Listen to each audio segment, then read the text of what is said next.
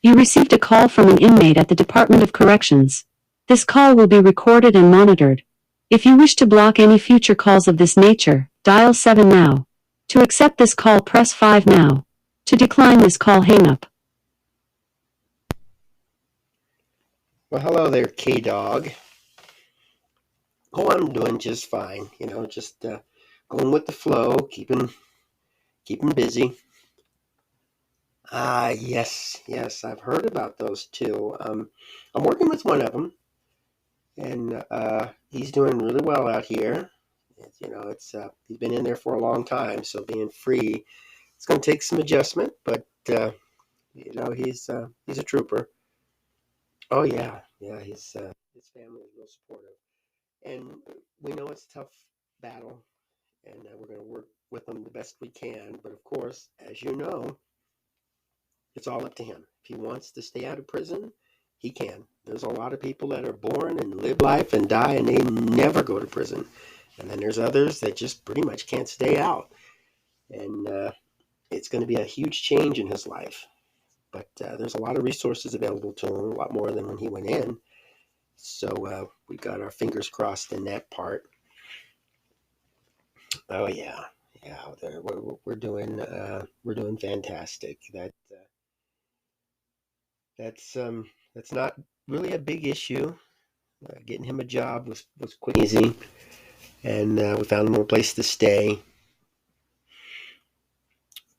Well, there there are those naysayers out here, skeptics.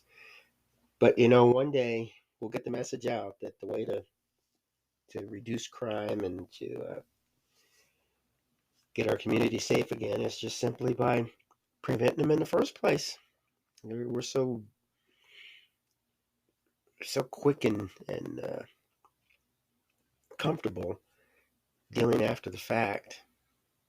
Nobody really understands that preventing the crime is the best way. Yeah, I know. I've heard people quoting you, so I know you're doing a good job getting the word out in there, and you're talking to folks as they get in, and especially the younger people.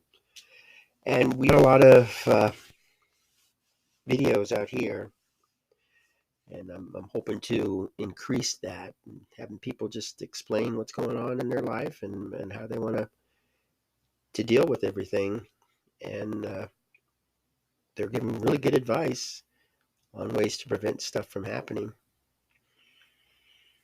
And that's that's going to be a tough one, but I'm up to the challenge. There's a lot of young folks out there, people that are great influencers.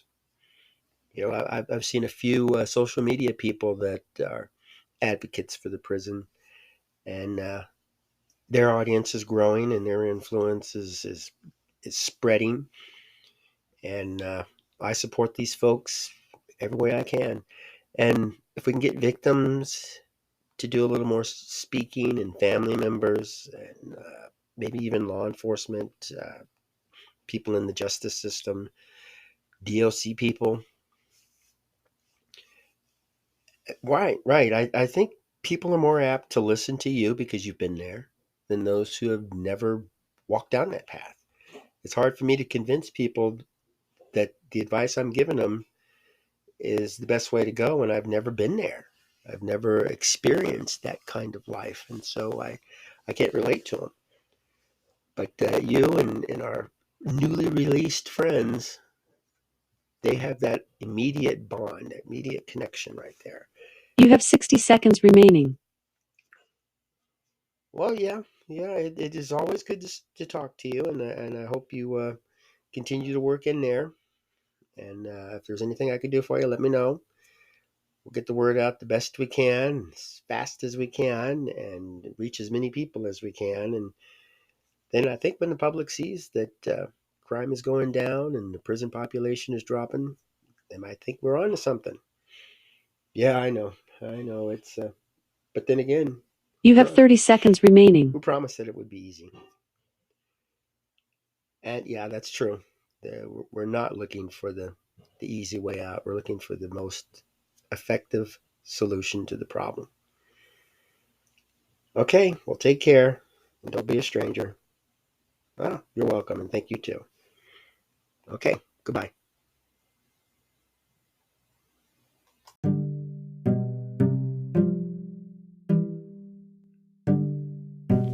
Hello, welcome to AQS Inmate Call. I'm your host, Joel Wilborn. And in this episode, I'm going to give you my take on ways to prevent crime and make our communities safer. And I know the United States is trying to convince people that by creating new laws, stricter laws, building more prisons, possibly cutting back on the police force, all this stuff is supposed to help folks. And I really haven't seen any indicator of that. I don't see it as a viable solution to preventing crime. The way I see it is preventing crime is the best way to make communities safer. And one of the ways to do that is to understand it. The first step in solving a problem is to identify the problem. And if we think the problem stems from the availability of possessions, materials, equipment, then we're on the wrong path. And a good example would be the use of illegal drugs. Now that's prevalent everywhere. You can go to any country in the world and there's going to be a problem with drugs. Something, there's crime no matter where you go, and no matter how hard you try, you're not going to prevent it from completely disappearing, or you're not going to prevent it from not even being there. And it's just a fact of life. Crime is going to be there, no matter where you go, no matter what you do, no matter how hard you try. Now, the violent crimes, the dangerous crimes, we could reduce those by understanding what causes them. There are countries out there that sit down with people who commit crimes and work with them. Try to find out what it is. When we're raising children go out, they make mistakes, they do things, and that's part of their learning process. And then we deal with it. And parents deal with it in different ways. Some of them don't even deal with it at all. But those who take an active role in rearing their children will usually get good results. And so if a child goes out and commits a crime, you don't want to punish the child for the rest of his life. First, the child's got to understand what was done, or a crime was committed. And the person's got to understand the difference between right and wrong. Doing the right thing has its benefits, and doing the wrong thing has repercussions. And there are benefits and there are repercussions to either way. Doing the right thing, you can have bad things happen. Doing the wrong thing, you can have good things happen. But that's part of the learning process. That's what distinguishes us from the rest of the creatures of the world. We teach, we learn, we grow. And it all starts in the home. If people are treated in a bad way growing up, they'll think that's what needs to be done in their life. So a child that's mistreated by parents could grow up to be a parent who mistreats children. And sometimes by the time we run into a person who commits a crime, the damage has been done. And undoing it without their cooperation is pretty much impossible. You're going to need the participation of the person who committed the crime. And in order to do that, you're going to have to listen. You're going to have to work with the person. You're going to have to find out what is going to help this person get back on the right track and choose the right thing. We don't want to brainwash a person. We don't want to say that you're a racist and we don't want you to grow up to be a racist because racism is wrong and we look down on that. If that's what the person is, so be it. We just need to understand that breaking the law is not good no matter where you go. So if you're a racist, fine. But if you take that racism and you use it as a motivator to commit a crime, then we got a problem. So we can all concentrate on the crime. And I would say when we arrest the person and lock the person up, a counselor or somebody in the medical profession should concentrate on this person and find out what we can do to help get this person to use the acceptable resources rather than turning to a life of crime. Now, there's an old story, about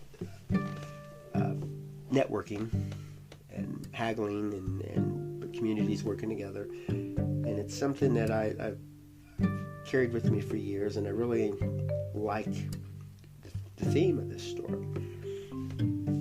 Now, let's say a person wants to move and he needs a truck. So he goes to his friend and he says, would I be able to borrow your truck for the weekend so I can move? And the friend says, well, I have no problem with that. That would be make it easier for you, a good thing.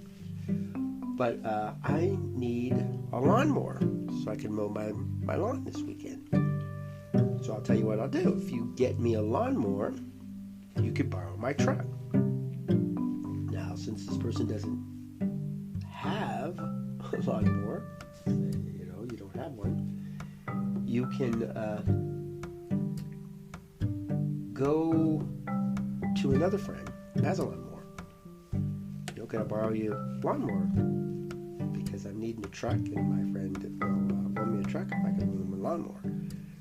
Well, that's great. I have no problem with you using my lawnmower this weekend, but I need a fishing pole. And this could go on for a little bit until, getting to the end and going backtracking, and everybody gets what they need, and it's the happy network. That's how crime is. We can't say this person had a bad childhood, that's why it's a criminal. This person is addicted to drugs, that's why it's a criminal. It's a lot more complicated than that, and there's a lot that's involved. And usually there's a network of people. People who are addicted to drugs have their drug dealer, the drug provider, the drug money, the drug house, the location. There's just so much involved. And eliminating one of those steps could force a person to do the right thing. It's like, well, I can't get the money to get the drugs. But you're forcing a person, that desire is still there. So what you want to do is you want to take that desire away. So people who are in prison, usually they're part of this network, this little crime network, we'll call it. And so if you talk with this person, work with this person, and understand what motivated this person to do all of this, then it is possible that you could put a stop to this crime wave that's going on.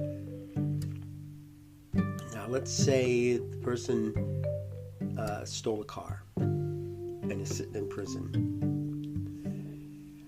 And so you're wanting to know Why is it that you stole his car? And for me, I call it the crime motivator. It's that one force that causes people to commit a crime, something they can't stay away from. They have to commit the crime because this crime motivator put them up to it. So if we find out that this stealing this car is part of a gang initiation, and that the person just wants to belong, the person has little to no self-worth, and we work with this person to try to, let's say, give them tasks to complete, goals to set, helping the person reach the goals. And this person walks out of prison feeling confident. I am somebody. I can do this. And believes this and wants to put it to practice. Well, when he gets back home and the people say, oh, you're out of prison, we can get this crime wave going again. And the person's like, no, I know I can do this. I'm giving myself the task of making this work. I don't want to go back to prison. Now that could actually stop a small crime wave, because if the person now who is without this major part of their network went to prison and they had to stop it, and the person gets out and they can't start it back up and there's nobody out there to do it, maybe the person says, well, what is it that you plan on doing, and then influence them. And in these networks, people can influence. There's a lot of folks in there that have low self-esteem and they like to follow the lead. If a person says, this is what you need to do to make money, this is what you need to do to alleviate the pain, this is the place where you need to live, these are the people you need to hang out with. But these people are turning them into the right direction, which is what a lot of us get when we're growing up. We're taught to be around the right people. We're taught to get the best job, the best education, the best neighborhood. We're taught these things. And if this is shown that it's not out of the reach of everybody, I mean, in the United States, everybody's capable of making millions. They just got to apply themselves to it. And they need to have the patience to work with it and perseverance. And they certainly need the right network. And so we can get these folks into this right network, into this right frame of mind, this crime motivator will be drastically reduced. And that's the way I want to proceed with my process. I've been working with folks, listening to them, finding out what motivates them, not necessarily what caused them to be in the predicament that they're in, but what they've learned from what they've gone through. And then as I'm listening to things that's happened in their past, I'm picking up their skills. A lot of people who are dealing in drugs, they're good with handling money, they're good with budgeting, they're good with working with what they got. They're just bad with following the law. And if we can show folks that you can make money, get into sales, and not break the law, then maybe that will be enough to convince the person that they can do it. I notice a lot of folks that I work with like challenges, and we can give them challenges. And one big challenge that I use is just set a goal and stick with it. And if a person reveals what they're going to do instead of keeping it secret, if they fail, they're going to feel a lot worse than if they did something, kept it to themselves and failed. Then they would more or less like saying, well, no harm done. But if a person says, I'm going to get up every morning at 6 o'clock and I'm going to go on a 20-minute run, and then another person says, okay, I'll join you, every day that person's more likely to get up and go on that 20-minute run. But if the person doesn't say anything and gets up and does the run, it's easy to say, I don't want to do it today, or it's raining, or the weather's not right. But it's harder when you make that commitment to you other folks. And so if a person sees something, let's say we ask a person, who do you admire? And the person sees somebody that maybe writes a song and has say, I like this performer. Well, let's use that person as a goal. Maybe you'll be able to join a fan club or actually communicate with a person on social media. Or maybe you'll be able to meet people that are in school learning to perform, or somebody that's in a local band. And you can sit down and brainstorm. What can we do to help you reach this goal so that you can be like this person that you admire? You like writing music and you want to make a living off of it.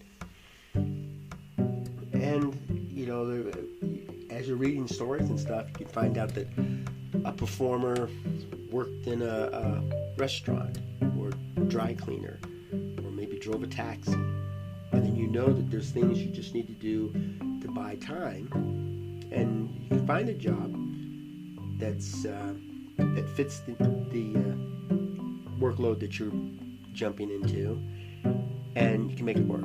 I've given people advice on how to do social media stuff. If they want to get their music out there, social media is a good way to do it, and there's ways to get it out.